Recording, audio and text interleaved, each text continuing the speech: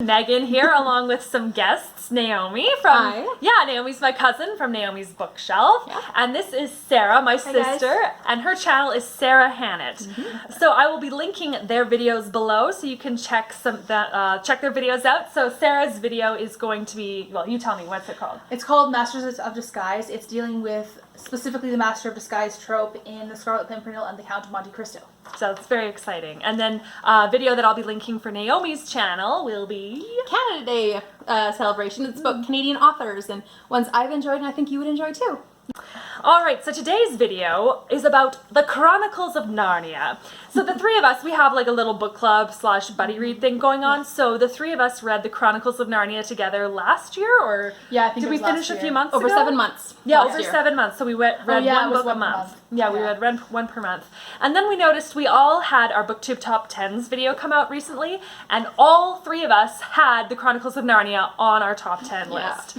So we were like, we need to rank these books like together. So we'll be ranking them from our least favorites to our favorites, just like Naomi and I did with our Jane Austen, like our least favorites to favorites. And then I just want to preface this with, we love all 7 of these books so much. Like we are huge Narnia fans. We've all grown up on Narnia. We love Narnia. So even our least favorite ones, we still love them. Oh yeah. So what we've kind of done is the bottom 2, we're going to say 2 things that we dislike about them and 1 thing that we like. Then the middle 3, we're going to say 1 thing that we like, 1 thing that we dislike. And then the top 2, we're going to say 1 thing that we dislike and 2 things that we like. So that is how it's organized. So I will go ahead and I will show you, actually, I won't go ahead. The 3 of us will show you our least favorites. Yes. So we'll go 1, 2, 3, and we'll see if they're the same or if they're different. So 1, 2, 3. Oh, you 2 have the same one. I'm Oh, and we should also probably mention we haven't told each other our lists. Yeah, we don't know what the other one is. We're fighting to hide them from each other. So you 2 said The Last Battle, and I said Magician's Nephew. Okay. So I guess I'll go first.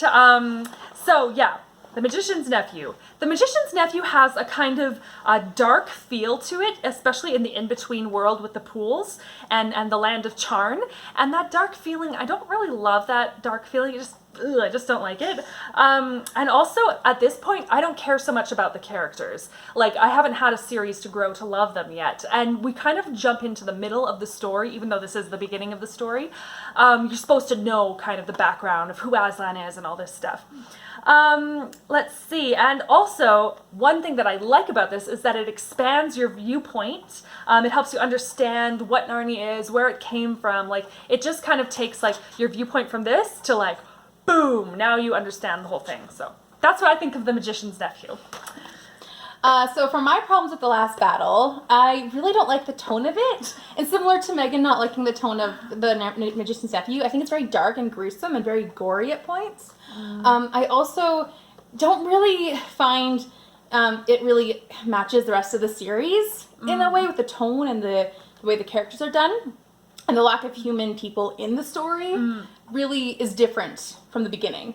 But I really do love Jill and Eustace coming back and their story and like how you get to see everyone again. That's my positive about it. You might want to move in a little. Yeah, it's really tight. Yeah, we are squished in here. Shoulder to shoulder here. Yeah. So for my negatives, one is the first 2/3 of the book, because I also find the first 2/3 really depressing. It's by far the most depressing section of the entire series. The other thing is I find the characters a little bit less engaging. Not so much like Jill and Eustace, but for instance, Poggin, the dwarf, I find him less interesting than a lot of the other supporting characters. That kind of thing. And then, of course, there's the fact that there's so many characters I hate in this book. Oh my goodness. You're supposed to hate them. Yeah, you're supposed to hate them. Like, Shift, oh my goodness. I hate Shift. Shift is awful. Yeah, to use a phrase from the Harry Potter fandom, he's the Umbridge of the series. Yep, definitely. Yeah, and then as for what I like, the entire final act. Everything after a certain thing happens is absolutely amazing, and it's one of the most wonderful endings I've seen in anything ever. So, yeah, that's my positive for The Last Battle. Yep. Now for our second least favorite. We're all going to lean down here to get our second least favorite. Trying not to look. Yeah, we're like all really squished in here. Yeah, we don't know what the other person is going to say. So, Yeah. All right, 1, 2, 3.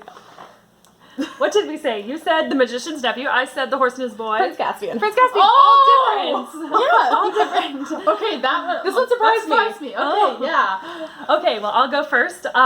So, The Horse and His Boy.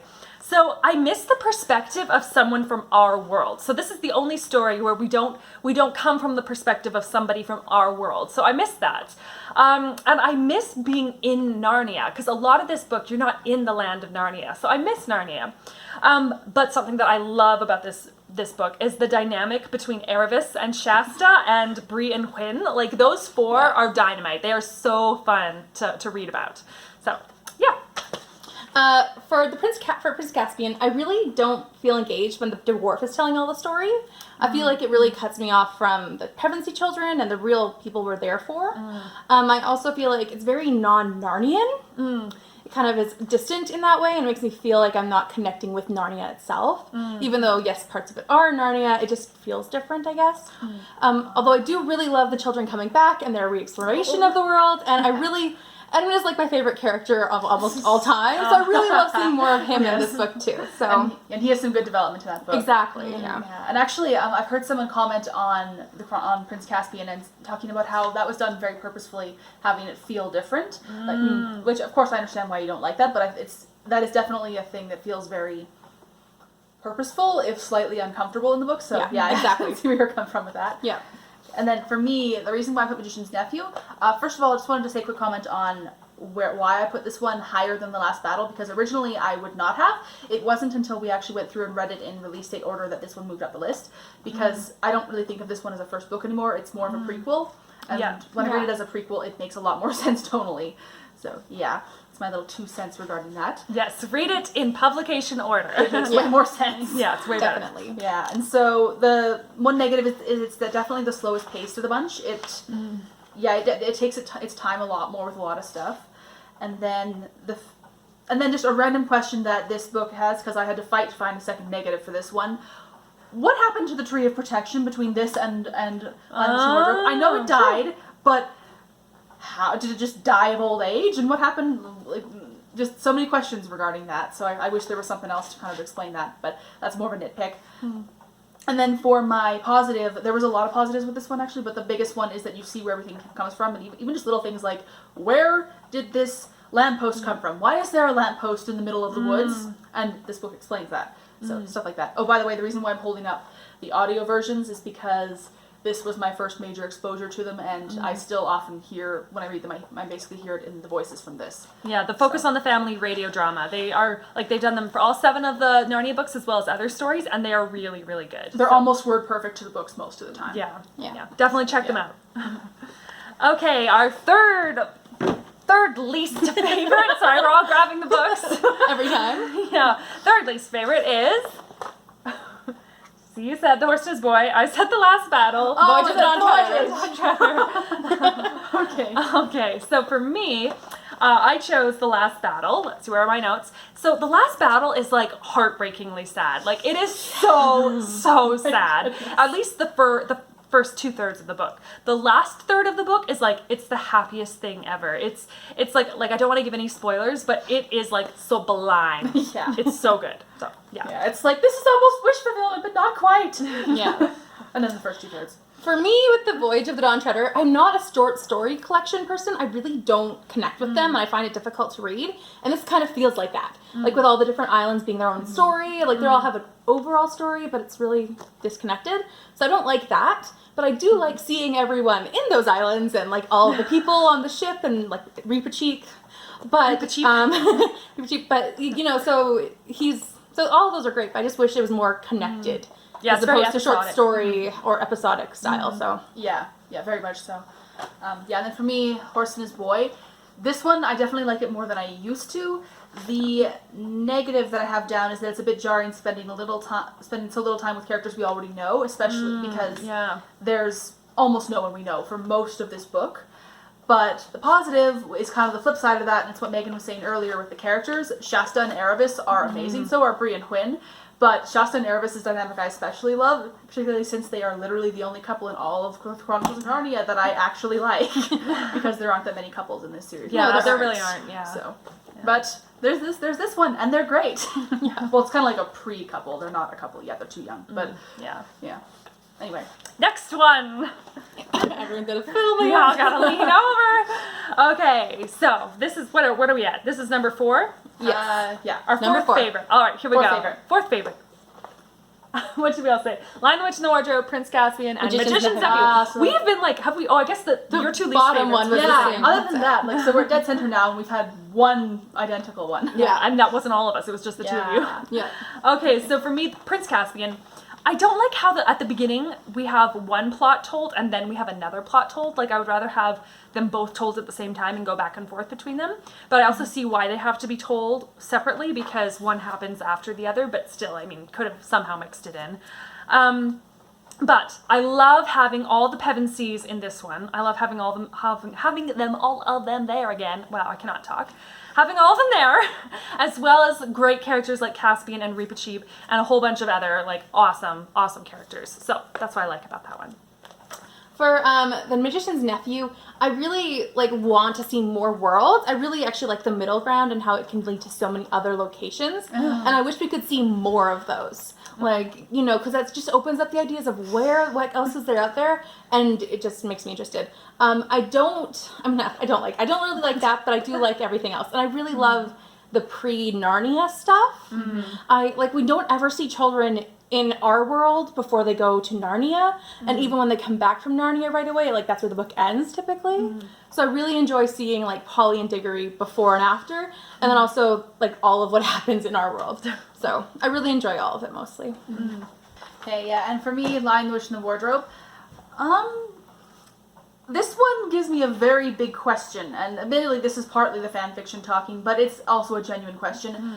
How did these children readjust to living on Earth after they went back? Also, how did they adjust to living in Narnia? How did they forget their parents? How do they not have PTSD from having their entire lives rewritten and then being potentially gaslighted by literally everyone? Anyway, yeah. But again, that's a minor nitpick because it's not actually in the book, and it's just my fanfic brain going crazy. And as for the positives, there's a lot of them, but the biggest one is the representation of Aslan. This is one of the most incredible representations I've ever seen of God and Jesus anywhere. There's just so much power, but he's also so inviting. But at the same time, the phrase "he's not a tame lion," oh yeah, it's so perfect. But Yeah. anyway, yeah. It was a good animal choice. Yeah. To represent. Oh yeah. Not even apart from all the whole Lion of Judah, symbolism and stuff in the Bible is just so perfect. Which I guess is why that's the lion symbol in the Bible. Yeah, probably. But, Okay, next one. Okay, this is our third favorites. 1, 2, 3. So we got the silver chair, Lion, the Witch, and the Wardrobe, and the silver chair! Yay! You Alright. two are more similar than I am, apparently. yes. Okay, so I picked Prince Caspian. I picked the Lion, the Witch, and the Wardrobe as my third favorite because I thought it would be my second favorite. But I picked it as my third because I'm just a little bit tired of it, because I was actually in the Lion, the Witch, and the Wardrobe. So I'm just a little bit tired of it after, being in it constantly. So, but I love how we vicariously experience this through the children first stepping into Narnia. So when Lucy first steps through the wardrobe into Narnia, it's just beautiful. So, yeah. For the silver chair, I don't really like how, I guess if that's the point that the green lady can sneak in and out without no one ever questioning her. But I really don't like that. I'm how did no one ever talk to her or be something's wrong here? I don't get that. But I really do love where they go, all the different places they see, and I especially love the signs how it goes through every stop too. Yes. And how they have to memorize each sign and keep that in their thoughts. I really like that aspect of this. Yes, and for me, for the silver chair, this one, the pacing can be a bit slow at times because of the travel. That is quite effective in the story, but at the same time, I do remember occasionally being left points where okay, can we please hurry it up? I feel like I've been here for a while. Yeah. But that being said, there's a lot of amazing stuff in this book. The biggest one for me, though, is the actual silver chair scene. Yes. Yeah. That's such a good scene. Insane. And incidentally, best acted scene in the entire series for this, in my opinion, in is this the version, silver chair scene. It's so powerful. Oh, wow. And that sign in that is one of my favorite reasons the signs are there. Yes, and in the book, it actually says him, I don't want to say anything more than that, but him, he is frothing at the mouth. He's so worked up and just panicked in this scene. It's really depressing, but absolutely incredible, and so stressful, but in the best possible way. So that's the biggest plus for this book for me. Yes. Also, I'm very surprised it ranked this high. Yeah. Yeah. But when I thought about it, I was like, yeah. Yeah. So anyway. Next one, now for our third favorite. Nope, second favorite. Second favorites. Okay. One, Silver two. medalist. Yeah, silver medalist. 1, 2, 3. Lion, Witch, and the Wardrobe. Lion, the Witch, and the Wardrobe, Voyage of the Dawn Treader, and Prince Caspian. Okay, so we're all into different trilogy, again. the original trilogy. The original trilogy, yeah. Yeah. So for me, Voyage of the Dawn Treader, at one point near the end, it starts feeling really lonely, and I start missing Narnia because it's a seafaring book. So I start missing Narnia. That's the only drawback, really. But I love being at sea. I just love like being out there and exploring new parts of Narnia and being on the ocean. So I love that.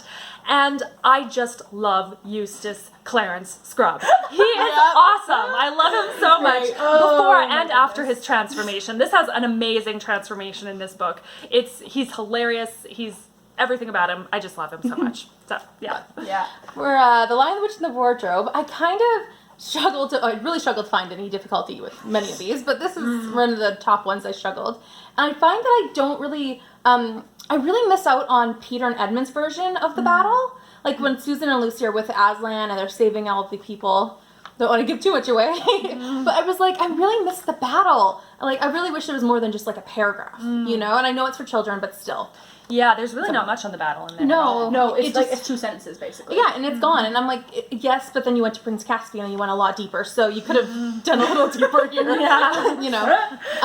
But for the positives, I really do like Aslan's representation as well. And I also love seeing the children discover the world, but also, especially Edmund's story of discovering the world. Because like I said, favorite character, his arc is just great.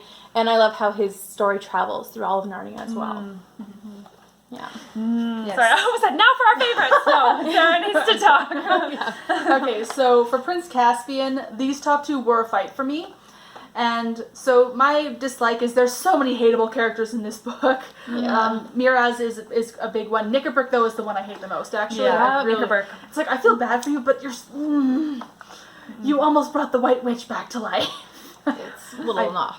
Yeah, I don't think that's really a spoiler. Probably not. Yeah, sorry if it was.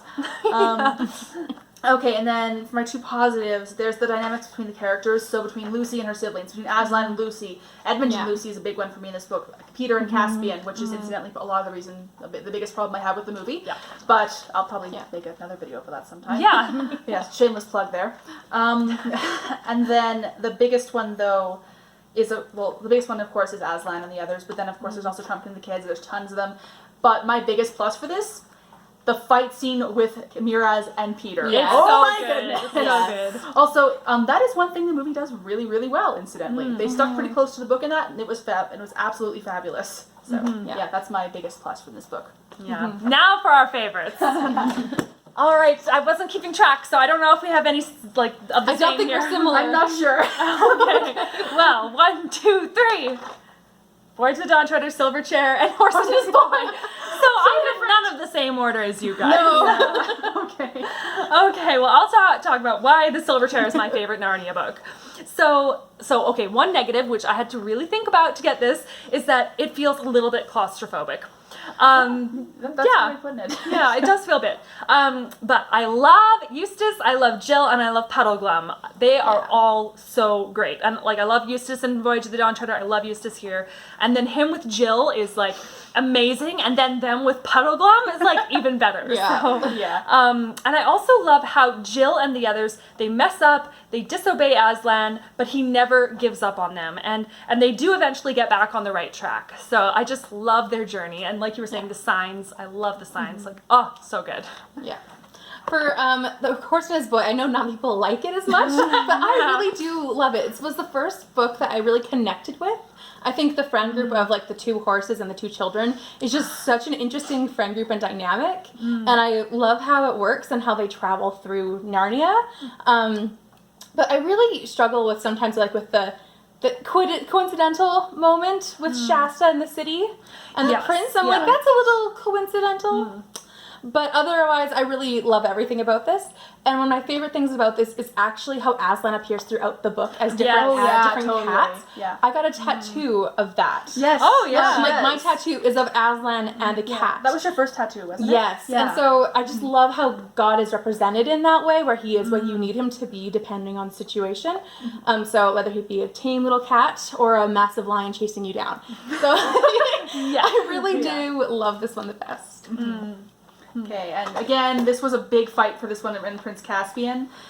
But yeah, it boiled down to a couple things. So first of all, for my dislike, and again, this is, I really, really had to reach for this one. It doesn't tell me everything I want to know. Yeah. Again, like I have it listed here, Caspian and Liliandel. I'm just going to call her Liliandel. I know that's not her name in the book. She's just called Ramandu's daughter. But I'm going to call her by the name the movie gave her because it's a name. Yeah, like how did that happen? I want to know more because this has the potential to be a really cute love story, but it's never told to us, so whatever. Also, why is Koryakin banished? What is Liliandel's name? What happened with the Duffleputts later? Like, there's so many questions. I'm like, please tell me. But it doesn't tell us, but that's okay. You don't need to know, but I would have liked to know more. And for my positives, the episodic structure, I actually really like it. It allows for a lot of different stories. Like, for the Duffleputts is probably my favorite one. But also the first one we see on the Lone Islands. It's so funny. Great. Yeah. If you've only seen the movie, don't go by the movie. This story is completely cut from the movie. I actually do enjoy the movie personally, but it's this entire story is cut from the movie, and it's my hilarious. favorite. Yeah, it is so funny. Yeah. If you haven't read it, read it. It's really funny.